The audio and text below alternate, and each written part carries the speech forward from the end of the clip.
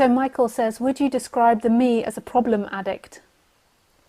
Sure, that's one of its characteristics, but that's not its only characteristics. It's also addicted to sex, it's addicted to food, addicted to friends, addicted to work, addicted to success, addicted to money.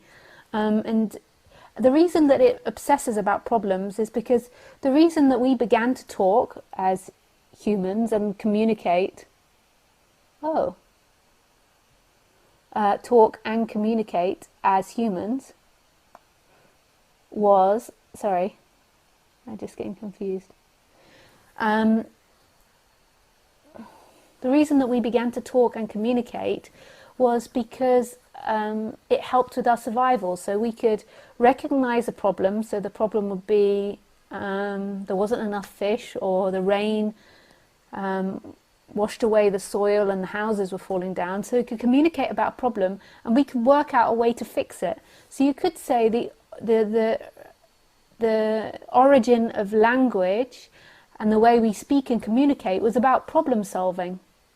And that's what it was for. But then as we began to identify and believe we were someone, we began to obsess about fixing ourselves and fixing our life and happiness. You know, before we spoke as humans, we didn't have any idea about happiness, so we didn't avoid any experience. We didn't want to be happy. Khaleesi, my beautiful, beautiful dog, who I'm so in love with, she has no desire to be happy because she doesn't know what that means and she has no sense of it. So every experience is welcome. But then as we began to speak and think, we began to look at our experience and we said, okay, now I feel happy because I'm eating ice cream and I want to always feel that sensation of happiness. And this is where the seeker begins to play, always in that game. So I'm sitting here listening to Lisa and, oh, it's a little bit cold, I want it to be warmer, or there's no sunshine, or it's raining, or I want to eat something. I don't feel happy. Why am I not feel happy? Let her look into the camera. If she just looked in the camera. And the seeker's always thinking about its own experience. Khaleesi never thinks about her own experience. That is just life happening to her. But she can never know herself like a human can. Even though she's liberated, she's free, she can never know herself like an identified human, an identified and then a waking up human can, because of that illusion that appears. Then when you wake up, you know what you're not, and therefore by that you know what you are. Whereas Khaleesi never has that dynamic. She just is.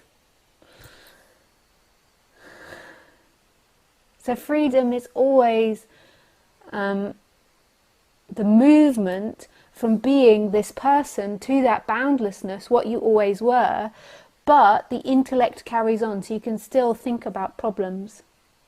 So the separate self is addicted to problems, but not because it's bad or wrong or this dirty devil ego. It's just because that's what it was designed to do. And so then when identification happened, the person got fixated on its experience, on having a good experience. That's why we have people always competing about experiences and trying to be the richest, because trying to be the most developed or whatever it is. Because we believe we are something.